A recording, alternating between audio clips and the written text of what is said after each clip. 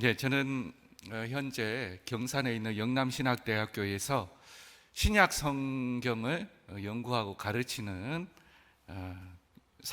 교수 사역을 하고 있습니다. 제가 오늘 이렇게 와서 보니까 참, 제가 사실 몇 년 전에 한번 잠깐 들렀는데 리모델링 하고 이렇게 오니까 리모델링 냄새가 또 나고 여러 가지가 이렇게 참 아름답게 잘 돼 있어서 좋습니다. 오늘 찬양도 감사하고 은혜 받았습니다. 우리 최여율 목사님은 제가 서울의 장석교회에 있을 때 부목사로 같이 섬겼습니다. 제가 최 목사님을 늘 보면서 두 가지를 늘 생각했어요. 목사님이 설교를 잘하신다, 그 생각을 했고, 설교 잘하는 사람이 찬양 잘하기 힘든데 찬양도 잘하신다. 늘 그렇게 생각을 했었어요. 그래서 참 부러워했습니다. 근데 이제 한 가지 좀 죄송한 거는 그때 우리 부목사님들이 같이 이렇게 볼링 하러 좀 다녔습니다. 그러니까 부목사님들이 뭐 4-5명 이렇게 볼링하러 다녔는데 이제 편을 먹고 하잖아요. 2대2 뭐 이렇게. 최 목사님하고 저하고 편이 됐어요. 다른 팀이 있는데 그 한 핀 한 핀 남거나 넘어질 때 중요하잖아요.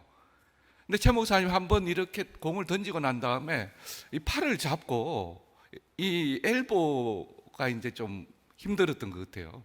이 통증을 호소했는데 그래도 저는 이겨야 된다고 열심히 하시라고 그때 멈추지 않고 계속 한 거예요. 나중에 최 목사 맨날 교회 올 때마다 이러고 오더라고요. 야, 내가 잘못했구나. 승부욕에 집착해서 저렇게 남의 팔을 내가 망가뜨렸다. 그런 일이 있습니다. 하여튼 이렇게 만나 뵙게 되어서 감사하고요. 오늘 말씀을 통해 함께 은혜 나누기를 원합니다. 저의 인생에서는 중요한 결정적인 분기점이 있습니다. 그 중에 하나가 제가 신학대학교 4학년 초의 경험입니다.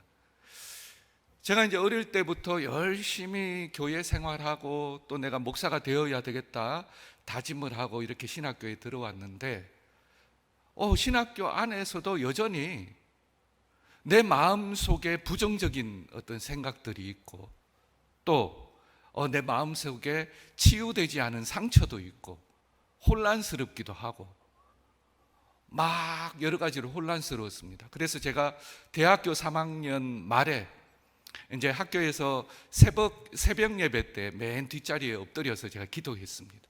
하나님, 저도 치유 못하는데 저도 소망이 없는데 제가 어떻게 이 길을 가겠습니까?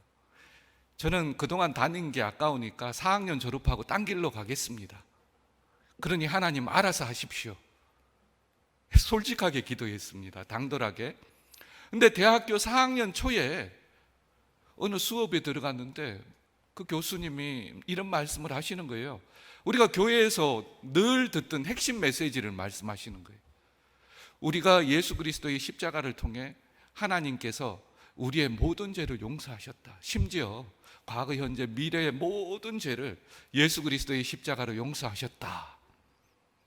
근데 그 말씀을 듣는데 제 마음속에 그 말씀이 딱 꽂히는 거예요. 믿어지고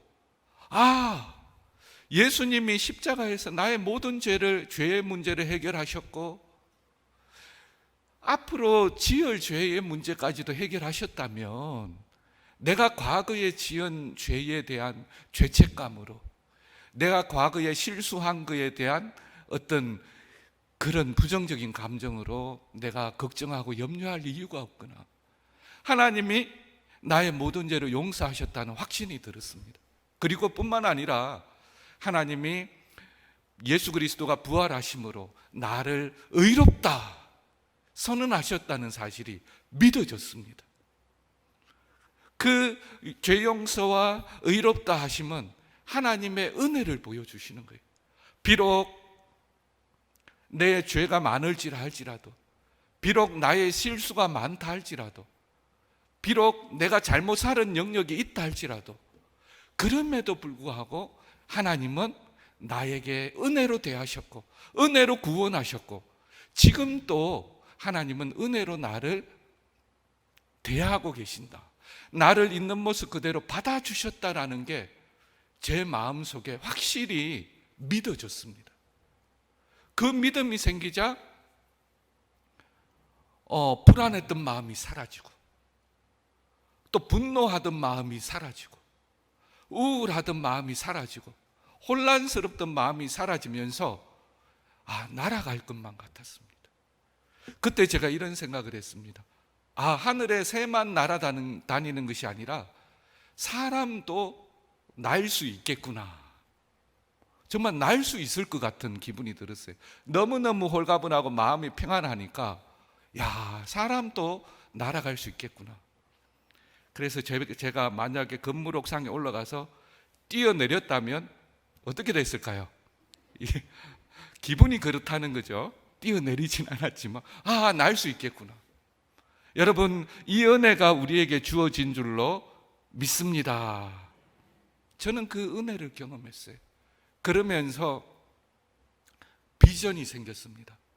하나님의 은혜가 내 안에 들어와서 나에게 있는 안 좋은 감정들이 사라지고 소망이 생기고 평안이 생기고 기쁨이 생기는 이 과정을 연구하고 싶다라는 비전이 생겼습니다. 그래서 그때부터 제가 연구하기 시작했어요. 그래서 성경에서 보여주는 은혜가 무엇인가? 성경에서 말씀하시는 하나님의 은혜가 구체적으로 무엇인가?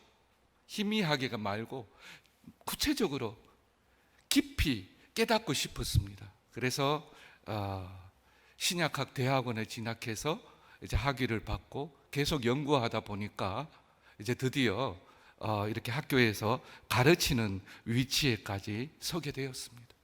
그래서 저의 일평생의 주제는 하나님의 은혜가 무엇인가? 하나님의 은혜의 깊이와 넓이와 높이를 연구하고 또 연구하는 것이 저의 신약학 연구의 핵심 주제입니다. 여러분, 바라기는 우리가 하나님의 말씀을 읽으면서 설교를 들으면서 또 교회 생활, 신앙 생활을 하면서 하나님의 은혜를 깊이 더욱더 깨달아가는 저와 여러분이 되시기를 주의 이름으로 축원합니다. 그래서 저는 성경 66권을 한 단어로 압축을 하면 바로 은혜라는 단어로 압축이 된다고 생각합니다. 하나님은 이 전체 말씀을 통해 우리에게 보여주시는 거죠. 내가 성령으로 성경을 기록하게 했는데 성경을 통해 내가 전달하려는 바는 바로 내가 은혜의 하나님이다. 이것을 깨달아라 하시고 말씀을 주시는 것 같습니다. 은혜란 것은 사전적인 정의로 사랑으로 베풀어주는 신세나 혜택입니다. 또 은혜의 가장 강력한 특징은 받을 자격이 없는 자에게 주어지는 호의와 선물과 사랑입니다. 그러니까 은혜라는 이 단어의 가장 큰 특징은 은혜 베푸는 사람에게 주도권이 있고 은혜 받는 사람의 처지를 초월하는 거예요. 만약에 내가 잘해서 뭔가 대우를 받으면 은혜가 아니죠. 그죠? 내가 선한 일을 해서 감사장을 받으면 은혜가 아니죠. 그러나 내가 한 게 없음에도 불구하고 선물과 사랑을 받는다면 은혜인 겁니다. 나폴레옹 시대 때 한 병사가 근무 태만으로 이제 군사법에 의해 사형을 언도받게 되었습니다. 그 병사의 어머니가 나폴레옹에게 사정을 했습니다. 우리 아들 살려주십시오. 우리 아들 살려주십시오. 그때 나폴레옹이 마음은 가상하지만 이 병사는 죽을 만한 짓을 했으니까 죽일 수밖에 없다. 그때 이 어머니가 그럽니다. 맞습니다. 죽을 죄를 지었지만 그래서 제가 은혜를 간구하는 겁니다. 그럼에도 불구하고 은혜를 베풀어 주셔야 됩니다. 그 죽을 죄를 지었음에도 불구하고 베풀어 주는 것이 은혜가 아닙니까? 그렇게 은혜를 강구했을 때에 나폴레옹이 은혜를 베풀어서 사면을 해 주었다고 합니다.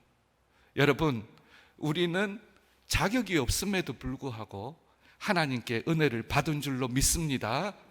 이 은혜가 늘 찬송이 되기를 주의 이름으로 축원합니다. 에베소서 1장 6절에서 이는 그가 사랑하시는 자 안에서 우리에게 거저 주시는 바 그의 은혜의 영광을 찬송하게 하려는 것이라. 하나님이 예수 그리스도의 십자가와 부활을 통해 목적하시는 바가 바로 이것입니다. 하나님의 은혜를 찬송하게 하는 것. 또 말씀합니다. 이는 그리스도 예수 안에서 우리에게 자비하심으로써 그 은혜의 지극히 풍성함을 오는 여러 세대에 나타내려 하십니다. 하나님이 복음을 우리에게 주신 목적은 하나님의 은혜가 얼마나 풍성한지 자손 대대로 세세대대로 그 은혜를 세상에 드러내고 알리기 위하여 하나님께서 예수를 보내셨다고 말씀합니다. 이 풍기 지역의 이 성례교회를 통해 이 하나님의 은혜가 많이 항상 전파되기를 주의 이름으로 축원합니다. 오늘 본문에서 하나님의 이 은혜를 깨닫고 알고 누렸던 두 사람을 말씀하고 있습니다. 첫 번째는 아브라함입니다. 오늘 말씀 2절에서 말씀합니다. 만일 아브라함이 행위로서 의롭다 하심을 받았으면 자랑할 것이 있으려니와 하나님 앞에서는 없느니라. 아브라함이 행위로서 이삭을 바치는 순종의 행위, 하나님을 의지하는 그러한 경건한 생활, 또 조카 롯을 도와주는 선행, 이런 인간적인 행위에 의해 하나님 앞에 의롭다함을 받은 게 아니라는 거예요. 그게 아니라 아브라함이 하나님을 믿으니 하나님께서 아브라함을 의롭다 하셨다라고 말씀을 합니다. 이것은 뭡니까? 은혜라는 거죠. 천하의 아브라함조차도 은혜가 아니면 하나님 앞에 설 수 없다는 거죠. 천하의 아브라함도 은혜를 알았기 때문에 결국 이삭을 바칠 수 있었고 조카 롯을 위해 헌신할 수 있었습니다. 오늘 말씀 4절에서 말합니다. 일하는 자에게는 일하는 자에게는 그 싹이지만, 그죠? 정당한 대가이지만 일을 아니한 자에게는 은혜라는 거죠. 자, 오늘 말씀 5절 말씀 우리 같이 한번 읽겠습니다. 5절 우리 같이 읽겠습니다. 시작. 일을 아니할지라도 경건하지 아니한 자를 의롭다 하시는 이를 믿는 자에게는 그의 믿음을 의로 여기시나니. 아멘. 이 헬라어 원어에 보면요, 더 선명하게 이 말씀의 뜻을 파악할 수 있습니다. 일한 것이 일을 아니할지라도 경건하지 아니한 자를 의롭다 하시는 이를 믿는 자에게는 그의 믿음을 의로 여기신다 말씀합니다. 근데 원어에 보면 일을 안 하고 있어요. 지금 내가 일을 안 하면서도 경건하지 않은 자를 의롭다 하시는 하나님을 바라보고 있는 겁니다.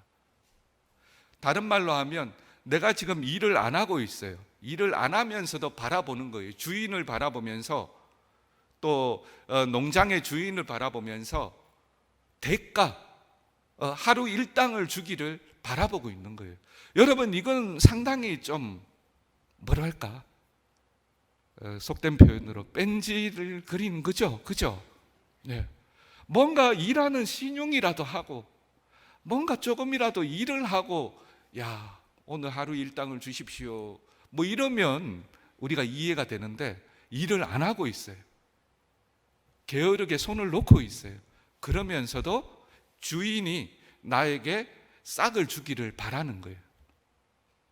자, 다른 말로 내가 경건하지 않음에도 불구하고 나는 여전히 여전히 경건하지 않음에도 불구하고 경건한 자를 의롭다 하시는 하나님, 그 하나님이 나에게 은혜 주시는 줄 믿고 있는 거예요. 자, 여러분, 하나님의 은혜는 이렇게 강력하다는 거예요. 내가 좀 하나님을 향해 노력을 하고, 내가 좀 더 일을 열심히 하려고 하고, 내가 좀 더 선한 행실에 힘쓰면서 하나님을 바라보는 것이 아니라 뺀질뺀질하는 가운데 은혜의 하나님을 바라보는 그 사람을 말하고 있어요. 그 사람조차도 하나님은 그의 믿음을 보시고 의롭다 인정하신다는 말씀입니다. 여러분, 우리가 그렇지 않습니까? 그죠? 우리가 항상 열심히 하진 않습니다. 그러나 손 놓고 있으면서도 바라보는 그 믿음을 하나님은 귀하게 여기시는 겁니다. 우리가 자녀를 키우다 보면 그렇죠. 어린 자녀가 부모의 뜻대로 공부를 하지도 않고 시험 치면 뭐 20점, 30점 맞을 수 있죠. 그리고 문제만 일으키고 다녀요. 그런데 아빠를 쳐다보잖아요. 아빠 용돈 주세요. 그죠? 아빠 맛있는 거 먹게 돈 주세요. 쳐다보잖아요. 그런데 만약에 공부도 못하고 이제 문제만 일으키는 그 자녀가 기가 죽어서 용돈도 달라 하지 않고 아빠한테 뭐 요청하는 것도 없으면 부모로서 더 가슴이 아프겠죠. 제대로 하는 거 없지만 때가 되어서 돈 주십시오, 뭐 주십시오, 뭐 사주십시오 하는 자녀가 이쁜 거예요. 저는 하나님의 마음이 그러하다고 믿습니다. 하나님이 우리에게 기대하시는 것은 하나님이 은혜의 하나님이요, 나의 조건을 초월해서 은혜의 하나님을 의지하고 믿고 사모하는 그러한 신앙생활을 우리에게 이 본문을 통해 보여주시는 줄로 믿습니다. 오늘 두 번째의 사례는 다윗이죠. 다윗. 오늘 두 번째 말씀 6절에 보면 일한 것이 없이 하나님께 의로 여기심을 받는 사람의 복에 대하여 다윗이 말한 바, 불법이 사함을 받고 죄가 가려짐을 받는 사람들은 복이 있고 주께서 그 죄를 인정하지 아니하실 사람은 복이 있도다 함과 같으니라. 아멘. 하나님 앞에서 죄 용서의 은혜를 경험한 다윗을 말하고 있어요. 하나님 앞에서 불법이 용서받은 그 경험을 다윗이 했다라고 말씀하고 있습니다. 저는 이 사무엘 상하를 읽으면서 이 다윗의 삶을 보면 복을 많이 받았지요.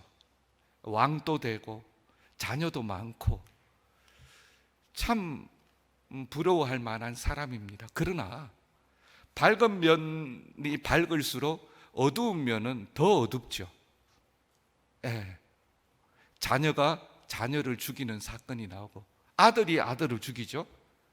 그리고 또 아들이 압살롬이 아버지인 자신을 죽이고 왕이 되려고 하죠. 그런 어떤 어두운 면도 있습니다. 자, 그런 가운데서도 다윗은 이제 하나님을 의지하면서 하나님의 은혜를 기억하면서 인생길을 걸어갔죠. 저는 그 여러 사건 중에 하나 인상 깊은 건요, 다윗이 이제 사울이 죽이려고 하자 여기저기 피해 다니면서 아비멜렉 제사장에게 가잖아요. 배가 고픕니다 하니까 아비멜렉이 이제 성전에 바쳤던 진설병을 주죠. 그 떡을 먹고 일행이 이제 힘을 차립니다. 그런데 문제는 다윗이 떠나고 난 다음에 사울이 이제 그 사실을 안 거예요. 이 아비멜렉이 자기의 원수인 다윗과 그 일행을 도와줬구나, 사울이 오해를 한 겁니다. 그래서 제사장 85명을 다 죽여버립니다. 아비멜렉의 아들, 그죠? 아히멜렉이 아비아달이 이제 다윗에게 가서 그 소식을 알려주죠. 아버지와 제사장 85명이 다윗 때문에 죽은 거예요. 떡 한 번 줬다고. 도와주려는 것도 아니고 그냥 떡 한 진설병을 줬을 뿐인데, 사연도 모르는데 그냥 애꿎게 사울에 의해 죽은 겁니다. 다윗이 이제 이 사실을 알려준 아비아달에게 이렇게 말하죠. 내 아버지 집의 모든 사람이 죽은 것이 나의 탓이로다. 내 때문에 죄 없는 제사장 85명이 죽었구나. 여러분, 그때 다윗의 마음이 어떠하겠습니까? 죄책감이 있겠죠. 의도는 그러지 않았겠지만 나 때문에 무고한 제사장 85명이 죽었다는 것은 큰 견디기 힘든 심적인 부담이 되겠죠. 죄책감이 있을 것이고, 어떻게 보면 쓰러져서 그 트라우마로 인해서 몸져 누울 수도 있잖아요. 그러나 그때에도 다윗은 다시 일어납니다. 그 일어나는 비결이 뭡니까? 하나님이 예수 그리스도의 십자가의 능력으로 나를 용서하셨다. 용서의 은혜를 다윗은 깨닫는 자였기 때문에 그러한 인생의 고난과 질고 가운데서도 다시 일어서서 행진할 수 있었습니다. 비록 예수 그리스도는 오랜 시간 뒤에 이 땅에 오셔서 십자가를 졌지만 예수 그리스도의 십자가와 부활의 능력은 과거와 또 영원히 미래로 그 영향력이 뻗어가는 것입니다. 하나님의 은혜, 하나님의 죄사함의 은혜로 인해 그 수많은 상처를 다윗이 극복할 수 있었던 거죠.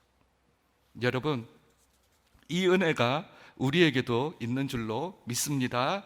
오늘 이 구절에 보면요, 그런즉 이 복이 할례자에게냐 혹은 무할례자에게냐, 여기서 이제 구절에서 사용된 단어가 이제 마카리스모스라는 헬라어 단어인데 복 또는 행복이에요. 그러니까 아브라함도 다윗도 하나님의 은혜라는 이 행복, 신앙생활의 핵심적인 이 복을 알았던 사람들입니다. 이 복을, 행복을 알고 체험하고 세포 하나하나에까지 이 행복과 이 은혜가 스며들었던 사람이에요. 그래서 그들의 삶이 우리 신앙생활의 모델이 되는 줄로 믿습니다. 오늘 말씀에서 이제 할례 때냐 무할례 때냐, 하나님이 아브라함의 믿음을 보시고 그를 의롭다 하신 것은 의롭다 하신 뒤에 세월이 흘러서 하나님이 아브라함에게 할례를 받아라 그랬거든요. 그러니까 이 할례라는 것은 율법의 대표 선수인데, 그죠? 난지 8일 만에 이스라엘 남자는, 남성들은 다 할례를 받는 게 하나님이 명령하셨기 때문에 율법 중에 가장 중요한 율법인데, 이것은 하나님이 아브라함에게 의롭다 하신 전이 아니라 후에 일어났다라는 거예요. 그러니까 율법이나 할례가 하나님의 은혜를 받아들이는 조건이 될 수 없다는 겁니다. 그 어떤 인간적인 조건도 하나님을 받을 수 있는, 은혜를 받는 조건이 아니라는 거예요.